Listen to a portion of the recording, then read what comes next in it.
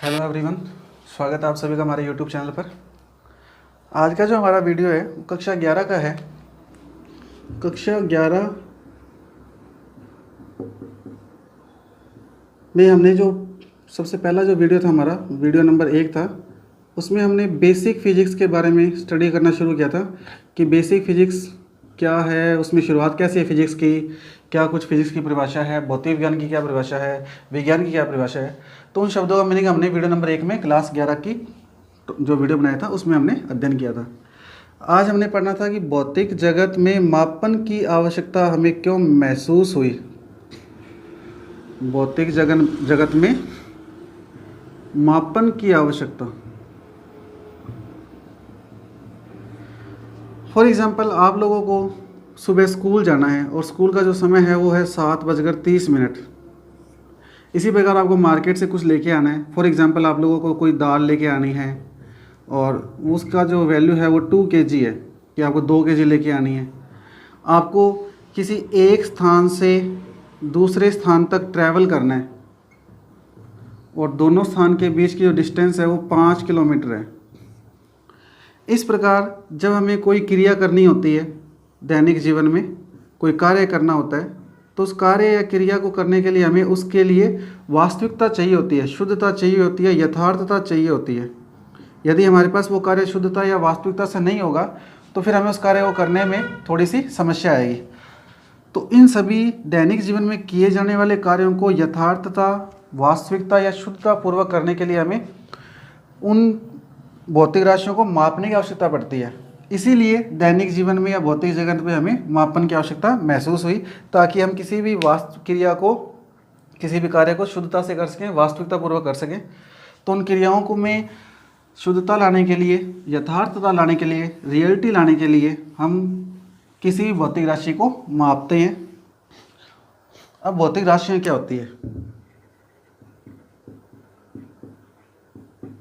जो अगला टॉपिक है भौतिक राशियाँ।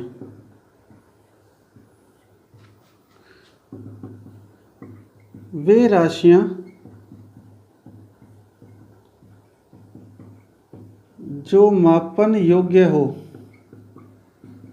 वे राशियाँ जो मापन योग्य हो क्या कहलाती है, भौतिक राशियाँ। भौतिक राशियाँ कहलाती है वे राशियाँ जो मापन योग्य हो। मापन योग्य होने का मतलब जिसे हम माप सकते हैं, तोल सकते हैं, वे राशियाँ कहलाती है भौतिक राशियाँ। भौतिक राशियाँ आपकी 2 प्रकार की है। फर्स्ट है मूलभूत राशियाँ, फंडामेंटल क्वांटिटी।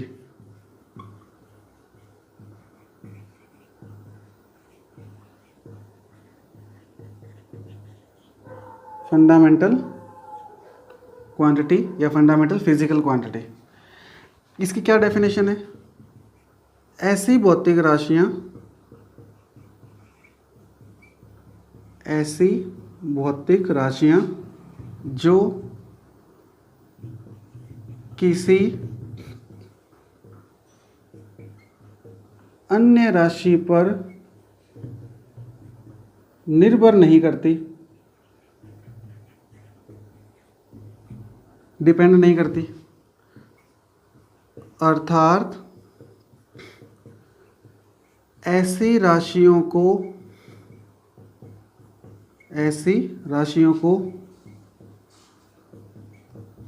अन्य राशियों से प्राप्त या उत्पन्न नहीं कर सकते, प्राप्त या उत्पन्न नहीं कर सकते, वो कहलाती है मूलभूत राशियाँ। एग्जाम्पल, द्रव्यमान, लंबाई, समय, एटसेट्रा। तो ये आपकी मूलभूत राशियाँ हैं। ये राशियों को हम किसी अन्य राशि से प्राप्त नहीं कर सकते और ना ही ये राशियाँ किसी अन्य राशि पर निर्भर करती है। तो इन राशियों को क्या कहते हैं, अपने मूलभूत राशियाँ कहते हैं। दूसरी जो राशि होती है वो होती है आपकी व्युत्पन्न राशियाँ। क्या परिभाषा है? व्युत्पन्न राशियाँ। Derivative quantity, derivative quantity. तो इसकी परिभाषा होगी ऐसी भौतिक राशियाँ जो किसी अन्य राशि पर निर्भर करती है, जो किसी अन्य राशि पर निर्भर, ये देखना यहाँ किसी अन्य राशि पर निर्भर नहीं करती, यहाँ नहीं आएगा, बाय मिस्टेक नहीं वर्ड लिखना रह गया। वे भौतिक राशियाँ जो किसी अन्य राशि पर निर्भर नहीं करती, अर्थात ऐसी भौतिक राशियाँ जो किसी अन्य राशि में प्राप्त या उत्पन्न नहीं कर सकते, वो क्या कहलाती है? मूलभूत राशियाँ। व्युत्पन्न राशियाँ क्या होगी? ऐसी भौतिक राशियाँ जो किसी अन्य भौतिक राशि पर निर्भर करती है, अन्य भौतिक राशि पर निर्भर करती है, अर्थात इन्हें अन्य राशियों से प्राप्त किया जा सकता है, अन्य राशियों से प्राप्त किया जा सकता है। एग्जाम्पल, सबसे अच्छा एग्जाम्पल है जो नॉर्मली याद भी रहता है, बल। कैसे होता है ये आपको आगे वाले वीडियो में, आगे वाले टॉपिक्स में डिस्क्राइब करेंगे। बल, संवेग, ऊर्जा, आवेग, कार्य, एटसेट्रा। ये सारी राशियाँ कैसी है? व्युत्पन्न राशियाँ हैं। तो ऐसी भौतिक राशियाँ जो किसी अन्य भौतिक राशि पर निर्भर करती है, इन्हें अन्य राशियों से प्राप्त कर सकते हैं, वो क्या कहलाती है? मूलभूत राशियाँ, सॉरी व्युत्पन्न राशियाँ। और जिन्हें किसी अन्य राशि से प्राप्त नहीं कर सकते, जो अन्य राशियों में निर्भर नहीं करती, जो अन्य राशियों से प्राप्त नहीं कर सकते या जो किसी अन्य राशि पर निर्भर नहीं करती, वो क्या कहलाती है? मूलभूत राशियाँ। ठीक है। इसके पश्चात हमारा अगला जो है इसमें टॉपिक वो है भौतिक मात्रक। पहला टॉपिक क्या है? भौतिक मात्रक। अब ये भी दो प्रकार के हैं।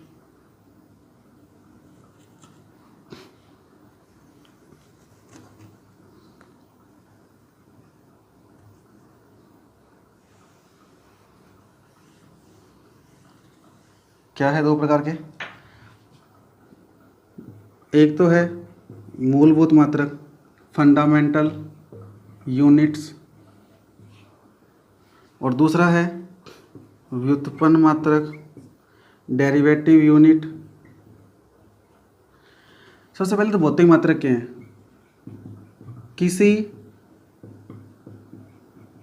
भौतिक राशि को, जो हमने अभी पीछे बात की थी भौतिक राशियों की, उनमें से किसी भी राशि के लिए, किसी भौतिक राशि को मापने के लिए नियत किए गए, मापने के लिए नियत किए गए मानक मान। वैज्ञानिकों ने किसी भौतिक राशि को मापने के लिए कुछ मानक स्टैंडर्ड डिसाइड कर रखे हैं। तो जो निर्धारित किए गए मानक मान है, स्टैंडर्ड वैल्यू है, वो नियत किए गए मानक मान है, वही मात्रक कहलाते हैं। किसी भौतिक राशि को मापने के लिए नियत किए गए मानक मान क्या कहलाते हैं? मात्रक। और ये भी दो प्रकार की हैं। नंबर एक, मूलभूत मात्रक। तो मूलभूत मात्रक क्या होंगे? ऐसे मात्रक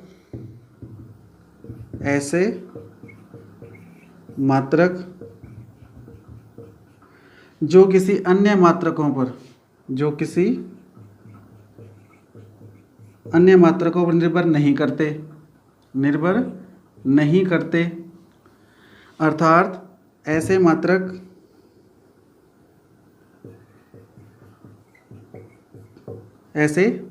को अन्य मात्रकों से प्राप्त या उत्पन्न नहीं कर सकते।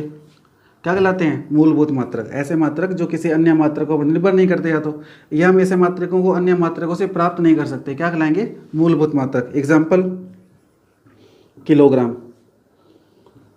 मीटर, सेकंड आदि, ये मूलभूत मात्रक है। किलोग्राम द्रव्यमान का मूलभूत मात्रक है, मीटर लंबाई का मूलभूत मात्रक है और सेकंड समय का। दूसरी परिभाषा है व्युत्पन्न मात्रक। तो क्या परिभाषा बनेगी? ऐसे मात्रक जो अन्य मात्रकों पर निर्भर करते हैं, इन्हें अन्य मात्रकों से प्राप्त किया जा सकता है, क्या कहलाते हैं? व्युत्पन्न मात्रक। ऐसे मात्रक जो किसी अन्य मात्रकों पर निर्भर करते हैं, अर्थात इन्हें अन्य मात्रकों से प्राप्त किया जा सकता है, क्या कहलाता है? व्युत्पन्न मात्रक। फॉर एग्जाम्पल, बल का मात्रक क्या होता है? न्यूटन। ऊर्जा का मात्रक क्या होता है? जूल।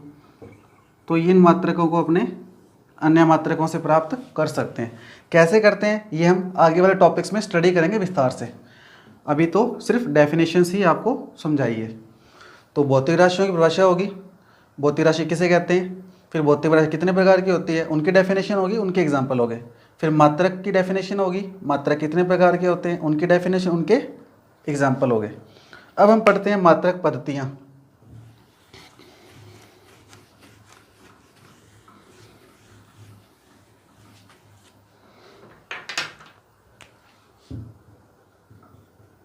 मात्रक पद्धतियाँ सामान्यतः 3 प्रकार की मात्रक पद्धतियाँ प्रचलित है। 3 प्रकार की मात्रक पद्धतियाँ प्रचलित है। कौन कौन सी? नंबर 1 MKS, नंबर 2 CGS और नंबर 3 FPS। ये 3 प्रकार की मात्रक पद्धति सामान्यतः प्रचलित है। MKS का मतलब लंबाई मीटर में नापी जाएगी। K का मतलब द्रव्यमान जो है किलोग्राम में नापा जाएगा। और S का मतलब समय जो है आपका सेकंड में मापा जाएगा। CGS का मतलब लंबाई सेंटीमीटर में नापी जाएगी, द्रव्यमान ग्राम में नापा जाएगा और जो समय है वो सेकंड में मापा जाएगा। FPS का मतलब लंबाई जो है फुट में नापी जाएगी, द्रव्यमान जो है वो पाउंड में नापा जाएगा और जो समय है वो सेकंड में नापा जाएगा। तो ये जो फर्स्ट लेटर है M, C और ये F, ये लंबाई को शो करते हैं। MKS पद्धति में लंबाई मीटर में, CGS पद्धति में लंबाई सेंटीमीटर में और FPS पद्धति में लंबाई फुट में। दूसरा जो ये सिंबल है ये द्रव्यमान का है। MKS पद्धति में द्रव्यमान किलोग्राम में, CGS पद्धति में द्रव्यमान ग्राम में और FPS पद्धति में द्रव्यमान सेकंड में। और जो थर्ड सिंबल है वो S, तीनों पद्धतियों में समय सेकंड में मापा जाएगा। MKS जो पद्धति है वर्तमान समय में इसी पद्धति का जो नया नाम है, वर्तमान समय में इस पद्धति का जो नया नाम है वो SI है, system of international, system of international. 1960 में अंतर्राष्ट्रीय नापतोल परिषद ने 1960 में अंतर्राष्ट्रीय नापतोल पद्धति ने MKS पद्धति का नया नाम सुझाव दिया और वो नाम था SI। तो वर्तमान समय में MKS पद्धति को SI पद्धति के नाम से भी जाना जाता है, सिस्टम ऑफ इंटरनेशनल।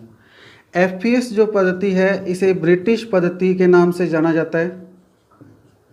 नॉर्मली ये पद्धति भारत में काम नहीं ली जाती, ये विदेश में काम ली जाती है, इसलिए इसे बोलते हैं ब्रिटिश पद्धति। क्योंकि विदेशों में जो लंबाई है फुट में, द्रव्यमान पाउंड में नापा जाता है। जब रेसलिंग वगैरह होती है, ओलंपिक गेम वगैरह होते हैं, तो वहाँ जब अनाउंस किया जाता है किसी खिलाड़ी के बारे में, किसी एथलीट के बारे में, तो उसकी लंबाई को फुट में ही हमेशा अनाउंस किया जाता है, उसका जो वजन है हमेशा पाउंड में ही अनाउंस किया जाता है। तो ये ब्रिटिश पद्धति है, फॉरेन में यूज़ की जाती है, भारत में सामान्यतः इसे प्रयोग में नहीं लिया जाता, इसलिए इसका नाम है ब्रिटिश पद्धति। तो इस प्रकार से हमने आज भौतिक राशियों के बारे में, भौतिक मात्रकों के बारे में और मात्रक पद्धतियों के बारे में हमने डिस्कस किए। तो धन्यवाद आप सभी का, मिलते हैं अगले वीडियो में। उम्मीद है आप लोगों को ये सेशन अच्छा लगा होगा।